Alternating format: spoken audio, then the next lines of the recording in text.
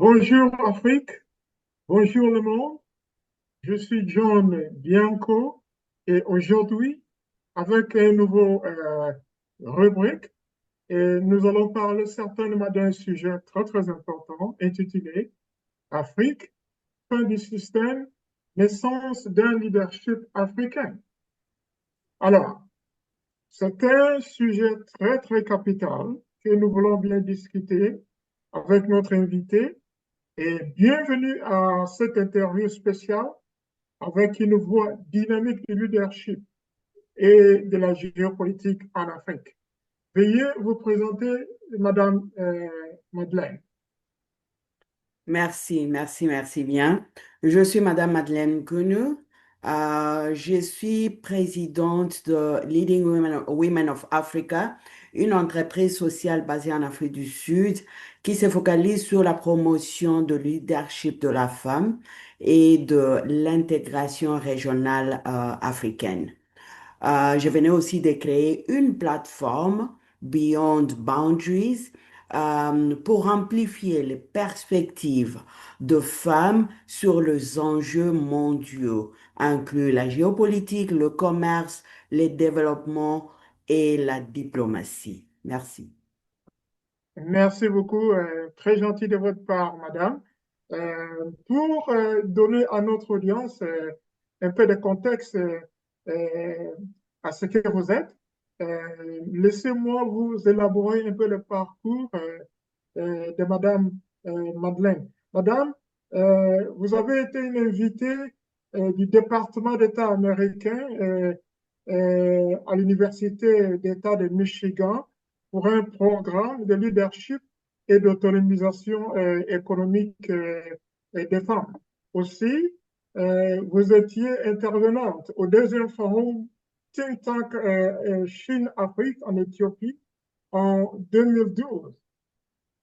Encore, invité par l'Université Baptiste de Hong Kong pour discuter du partenariat gagnant-gagnant entre la Chine et l'Afrique. Enfin, vous étiez membre du comité du cadre stratégique du ministère du Commerce et de l'Industrie d'Afrique du Sud sur le genre et l'autonomisation économique. Un intéressant parcours. Pouvez-vous nous dire qu'est-ce que vous avez appris de cette expérience, madame? Merci bien. Oui, ces expériences m'ont vraiment permis d'étendre ma connaissance et mon expérience, évidemment, mais beaucoup plus à comprendre le dynamique entre l'Afrique et les grandes puissances, telles que les États-Unis, la Chine, et l'Europe, spécifiquement. Elles m'ont aussi montré que l'Afrique doit parler d'une voix unique, d'une seule voix. L'Afrique doit être unie. Tous ces parcours-là, ça m'a vraiment permis de comprendre ce qui se cache derrière la politique, pratiquement. Et que vraiment essayer de comprendre comment l'Afrique doit développer ses propres modèles à elle, la modèle de coopération. Mais je dois préciser ici que je ne suis pas une expert en géopolitique, ni une politicienne. Je ne parle pas non plus au nom d'un gouvernement ou d'une institution. Ce que j'exprime ici, c'est vraiment à partir de ma connaissance, mon observation sur tout ce qui se passe sur le continent, mon expérience, ce qui m'a permis de me mettre sur les tables de décision, là où les politiques sont en train d'être formulées. C'est pratiquement mes réflexions qui sont ancrées sur mon expérience et mon observation. Merci. Très bien, très clair, madame.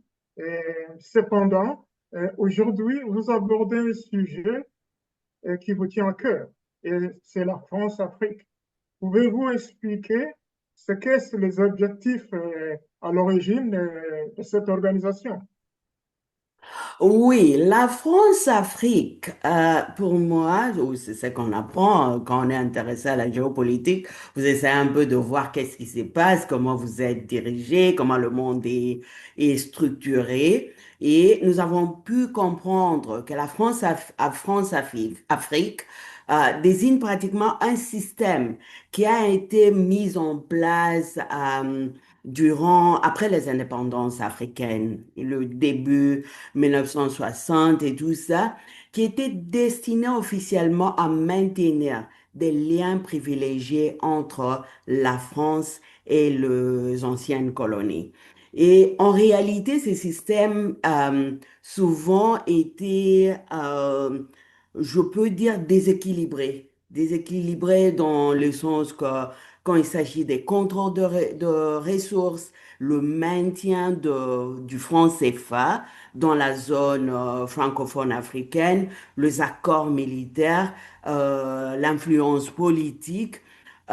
Donc, c'est pratiquement ce qui gérait ces systèmes-là. Et l'objectif réel, tel qu'on vient de comprendre, n'était pas seulement de créer l'amitié entre la France et l'Afrique. C'était aussi pratiquement pour préserver les intérêts français sur le continent africain. Et précisément l'Afrique de l'Est et centrale, là où, où la France avait pratiquement la monotonie. C'était vraiment pour préserver les intérêts. Comme le colonisateur de cette partie-là de l'Afrique, comment maintenir ces relations-là afin que cette partie-là ne puisse pas échapper à la France. C'est un peu ça la France-Afrique telle que nous avons étudié.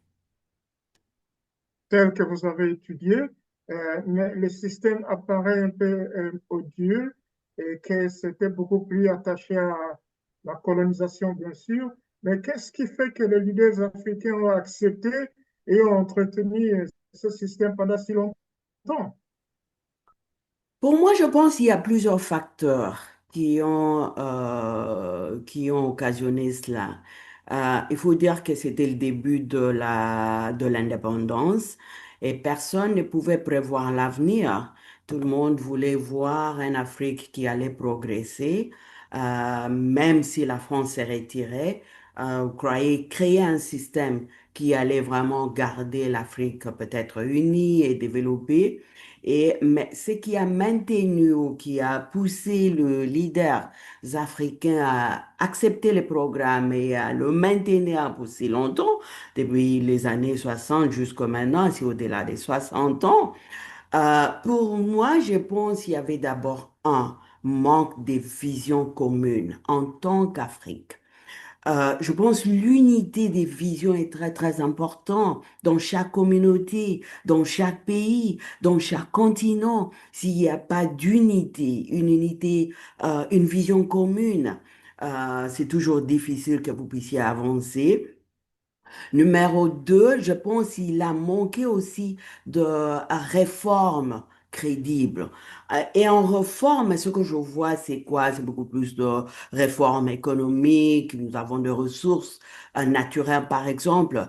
Est-ce qu'il y avait des réformes par nos leaders africains qui ont dit, par exemple, que non, on ne peut plus exporter de produits bruts, il faut le transformer. Non, il n'y avait pas ces réformes-là.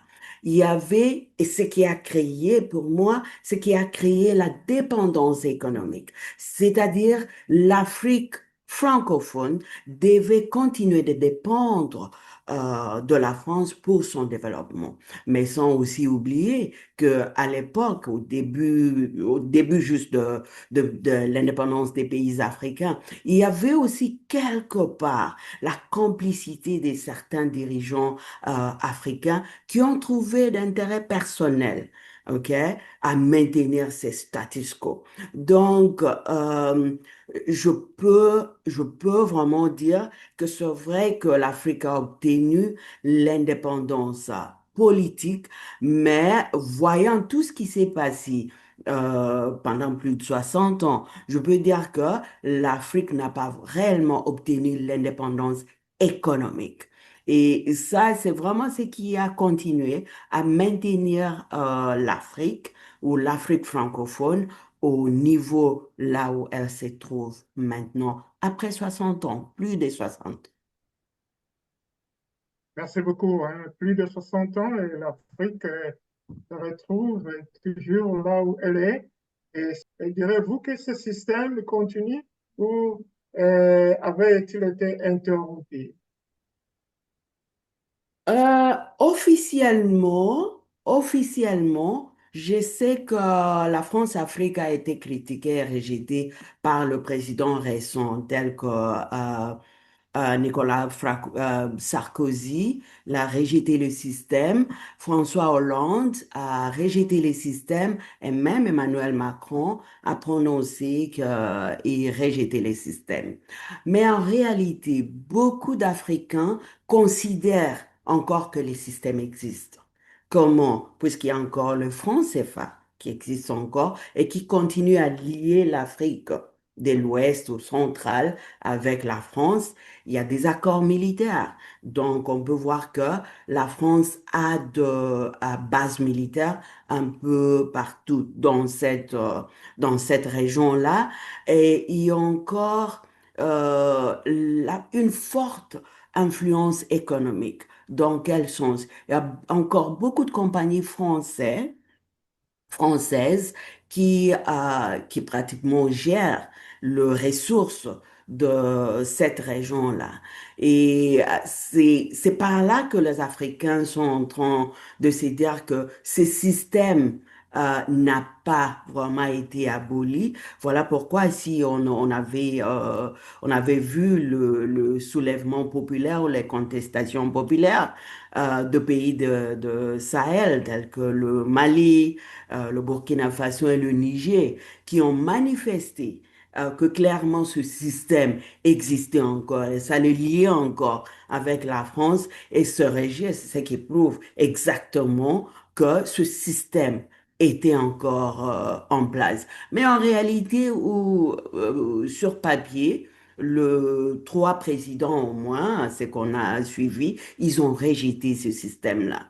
Mais comme on voit encore sur terrain, il y a encore des soulèvements, des contestations, et nous avons même vu dernièrement le Sénégal venait aussi de rompre ses relations militaires avec la France, ce qui montre que ces relations, en réalité, étaient encore sur place. Oui, on a vu des contestations, évidemment, au niveau du Mali, du Burkina Faso et du Niger, et que ces jeunes sont en train de poser des actes qui exactement expliquent que la relation France-Afrique n'a pas apporté de fruits quant au développement de l'Afrique francophone, bien sûr.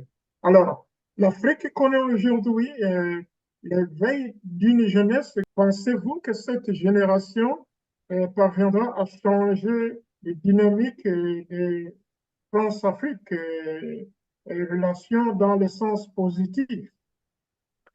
Je pense, tout le monde croit à la jeunesse. Et on dit toujours que la jeunesse, c'est l'avenir de demain. Et je suis de ceux qui croient réellement que réellement la jeunesse est l'avenir de l'Afrique. Hein, je crois fermement à la jeunesse africaine aujourd'hui qui est en train de manifester son mécontentement par rapport à tout au passé, puisque c'est un passé que peut-être eux n'ont pas expérimenté. Ils sont nés, ils arrivent, ils voient qu'ils ne progressent pas, il n'y a pas d'emploi, il n'y a pas de progrès. Et la jeunesse d'aujourd'hui est connectée, elle est informée, elle est déterminée à rompre ce cycle de dépendance, surtout à rompre le cycle de la corruption. Donc, on ne se contente plus seulement aux slogans et de longs discours de leaders africains. La jeunesse africaine maintenant veut des réformes concrètes dans le domaine économique, dans le domaine politique et dans le domaine social. C'est vraiment, moi, je pense que ce train de la jeunesse d'aujourd'hui est irréversible. Ils voient que les dirigeants sont élus par la même jeunesse, mais quand ils arrivent là-bas, ils ne rendent pas le service ou ils n'accomplissent pas les promesses qu'ils ont faites durant la campagne d'élection. Donc, je pense que la jeunesse est déjà éveillée et dès qu'on connaît quelque chose, on ne peut plus effacer dans l'intelligence. Et je pense que c'est maintenant, c'est que c'est l'ère dans laquelle nous sommes. La jeunesse est déjà informée du passé, du présent et du potentiel futur qui les attend. Et ils vont plus reculer. C'est vraiment mon point de vue. Certainement, c'est votre point de vue. Ce point de vue est valable. Et c'est ça que toute l'Afrique voudrait bien peut-être apprendre quelque chose sur cela. Mais avançons. Parlons maintenant du nouvel ordre mondial, madame, si vous le voulez très bien. Les dirigeants africains s'intéressent-ils réellement à à la configuration bipolaire en cours, selon vous? Pour moi, pour moi, le monde n'est même plus unipolaire ou même bipolaire, ça devient multipolaire. Parce qu'il y a des puissances qui s'élèvent par-ci, par-là dans le monde. Et je peux dire absolument, les dirigeants africains sont intéressés au nouveau système mondial qui est en train de s'élever, surtout avec le BRICS qui est là. Il y a la Chine, il y a la Russie, il y a la Turquie, il y a même les pays des Golfe qui sont là. On peut voir Qatar dans les négociations entre Rwanda et la RDC. C'est pour dire qu'il commence à être influent sur le continent. Donc l'Afrique a maintenant plus de choix en termes de construire ses relations, ses partenariats avec l'extérieur. Ce n'est plus unipolaire ni même bipolaire. Ça devient multipolaire. Mais au-delà de choisir ses partenaires, le vrai défi de l'Afrique, c'est est-ce que l'Afrique est prête d'investir dans sa propre autonomie? Je pense que c'est ça la vraie question. Ce n'est plus la question de savoir si l'Afrique est intéressée à créer des nouveaux partenariats. Oui, tout le monde sera intéressé à créer des partenariats qui vont évidemment les partenariats gagnant-gagnant, là où l'Afrique va se retrouver dans le partenariat. Mais est-ce que les dirigeants africains sont prêts à investir dans leur propre autonomie? Et quand je parle d'autonomie, je parle de le renforcement des institutions. C'est vrai, il y a des institutions. Est-ce que c'est remplacé, puisque c'est renforcé, puisque sans des institutions crédibles, il n'y aura pas un vrai développement. OK? Et deuxièmement, est-ce que l'Afrique est prête à développer son marché interne? Nous avons maintenant le programme de l'Afrique, de libre-échange en Afrique. Si on peut renforcer cela, ça c'est la clé même du développement, puisque le marché interne africain est très très important. Il y a beaucoup de produits africains qui ont besoin de marchés africains. Donc, si on peut renforcer cela, ça, c'est une autre clé. Et aussi, troisièmement, pour moi, c'est comment bâtir une politique industrielle solide. Nous avons le produit brut. Est-ce que nous sommes prêts à créer des industries qui vont développer notre continent, qui vont créer des boulots pour la jeunesse, ce qui est très important. C'est très, très, très important, puisque notre jeunesse, la jeunesse africaine, cherche ce qu'on appelle en anglais les green pastures en Europe. Et nous savons que pour le moment, l'Europe a aussi besoin de l'Afrique. Et nous ne disons pas. Et là, moi, je ne suis pas en train de dire que l'Afrique va se développer seule. Il n'y a aucun développement qui peut se faire en isolation. C'est tout développement a besoin de partenaires, mais les partenaires doivent être, euh, le partenariat doit être construit sur des bases solides, là où vous avez votre propre fondation, une fondation solide, en institution, en marché interne, c'est-à-dire même si on ne vend pas nos produits à l'extérieur, à l'interne, ici même en Afrique, il y a toujours du marché et c'est focalisé sur l'industrialisation. Si l'Afrique ne s'industrialise pas, notre vision ou la vision de l'Union africaine de 2063 ne va pas se réaliser. Ça ne va pas se réaliser sans industrialisation de l'Afrique. L'Union africaine ne va pas réaliser sa vision de 2063. Très bien suivi. Et je pense bien une fois de plus, c'est un point de vue qui est très crucial pour que ceux qui nous écoutent, que ce soit ceux qui travaillent au niveau des formulations de politiques, au niveau de l'organisation euh, africaine, apprennent quelque chose, soit des agences gouvernementales aussi. Donc, un point de vue très bien expliqué. Nous comprenons aussi que la France-Afrique a constitué un frein pour le développement des pays francophones en comparaison avec l'Afrique anglophone. Et je pense bien qu'il est temps maintenant que l'Afrique francophone trouve une marge de démarcation pour essayer de se rattraper et prendre une décision au profit du développement de cette partie de l'Afrique. Mais j'ai une dernière question que je voudrais bien peut-être vous poser et entendre votre point de vue. Est-ce que l'Afrique francophone, tenant en considération des erreurs du passé, pouvons-nous dire maintenant qu'elle est prête à diriger sans dépendre de la France, à votre avis?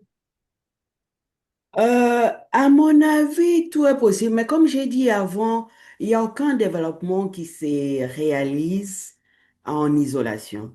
Dans un pays, c'est pas une île.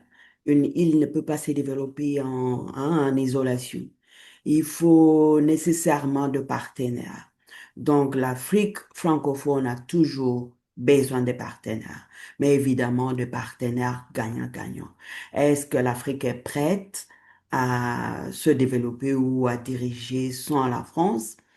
Elle peut l'être, mais si et seulement si, je venais de citer un peu plus tôt, il doit y avoir des institutions crédibles et tout ça, dont cette fondation doit être faite. Mais en plus de ça, l'Afrique doit investir sur une jeunesse visionnaire. Donc, on doit vraiment investir, élever ou pratiquement donner la chance à la jeunesse de, de grandir cette vision visionnaire qui est très, très, très important pour que l'Afrique puisse avancer. Il y a aussi formuler des politiques industrielles ambitieuses comme je venais de le dire un peu plus tôt, c'est très important si l'Afrique francophone ou les leaders de l'Afrique francophone sont prêts à diriger sans la France. Ils doivent avoir cette fondation-là. Comme ça, quand ils vont renégocier leur relation, le partenariat avec la France, ça sera gagnant-gagnant. L'Afrique a aussi l'opportunité de diversifier ses partenaires. Maintenant, avec le monde multipolaire, il a l'opportunité de diversifier ses partenaires. Pour moi, un autre point est très, très important aussi, c'est la restructuration de l'Union africaine. Puisque nous devons avoir une institution panafricaine qui dépend d'elle-même et qui dépend de pays qui le soutiennent et non pas une institution qui dépend de l'extérieur. Moi, je pense aussi que la restructuration de l'Union africaine est très, très important. Sinon, de beaux discours risquent de rester comme une lettre morte. Merci beaucoup, Madame Madeleine. Et nous nous approchons déjà vers la fin de notre conversation et une conversation très, très intéressante et formative. qui donne une idée sur comment la France-Afrique comme relation a commencé, les hauts et les bas de cette relation. Alors, un mot de conclusion à cette conversation, Madame Madeleine. Oui, je peux dire que l'Afrique est à un tournant. Ce n'est plus le temps de victimisation, comme vous venez de dire. C'est plus le temps des revanches. On n'a même pas besoin de ça. Je ne pense même pas que l'Afrique a besoin de ça. De se victimiser. Nous sommes comme ça puisque nous avons été colonisés. Non, on nous a donné l'indépendance. Nous avons le pouvoir. Donc, on ne peut pas continuer à blâmer la France. Je pense que les leaders africains doivent prendre leurs responsabilités. C'est le moment de prendre leurs responsabilités, d'être créatifs. Puisque si vous avez des ressources, comment vous pouvez créer du boulot, de l'emploi à votre population? Là, ce n'est plus la France. Là, c'est votre créativité. Là, c'est vraiment une idée de responsabilité. Et il faut vraiment être audacieux, puisque maintenant, avec un monde multipolaire, puisque si les leaders africains doivent encore continuer de blâmer la France, continuer encore de se victimiser, de croire que nous sommes comme ça puisqu'on ne nous a pas aidés. Mais qui viendra vous aider? Vous avez tout. Vous avez une population jeune qui continue de s'accroître. Vous avez des ressources. Qu'est-ce qu'il faut pour euh, pour que l'Afrique, et surtout l'Afrique francophone, puisse tourner, puisse avancer? C'est vraiment question que les leaders puissent prendre leurs responsabilités, puissent être créatifs, comme nous venions de dire un peu plus tôt, penser vraiment à des bases solides qui peuvent faire que ils peuvent être maintenant au niveau de négocier des partenariats gagnant-gagnant avec le partenaire qui nous entoure, des partenaires qui convoitisent l'Afrique. Hein, que ce soit la Chine, que ce soit l'Inde, que ce soit la Turquie, que ce soit l'Europe, que ce soit les États-Unis et même le pays des Golfe, ils ont besoin que les leaders africains soient solidement implantés dans leur propre terre, que les fondations soient solides, que les institutions soient solides, qu'ils aient vraiment une jeunesse qui est visionnaire, qui voit des leaders qui soient visionnaires. Et en peu de temps, on peut oublier les 60 ans que l'Afrique venait de pratiquement perdre. On peut oublier les 60 ans, puisqu'ils peuvent se développer en un bref moment, puisqu'ils ont tout ce qu'il faut pour faire avancer ces continents. Voilà un peu mon message. Et bientôt, si les leaders africains peuvent prendre ce schéma-là, ils vont inspirer le monde. Ils vont inspirer le monde. Merci. Voilà, nous sommes arrivés à la fin de notre interview. Et nous voulons vous remercier sincèrement. Et beaucoup plus, nous remercions tous ceux qui nous ont écoutés à partir de l'Afrique et surtout l'Afrique francophone. Et notre débat est resté ouvert au reste de l'Afrique pour l'écouter et tirer leurs propres conclusions. Mais pour ce jour, nous comprenons que la France-Afrique est venue, la France-Afrique tend presque vers la fin, et afin que l'Afrique francophone se relève et prend un chemin maintenant de libération économique. Et pour que cela se réalise, il faut des personnes de conscience, il faut des mouvements de conscience, il faut que la société civile soit impliquée dans cela, afin que le moteur économique de l'Afrique francophone commence à fonctionner, apportant des solutions pour les besoins de sa population. L'heure n'est pas à condamner la France, l'heure n'est pas à prendre en revanche. Pour aujourd'hui, nous avons terminé et nous comptons beaucoup plus vous retrouver dans un sujet, un débat à venir. Et pour le moment, bonsoir, bonjour l'Afrique, à la prochaine. Merci beaucoup. Merci.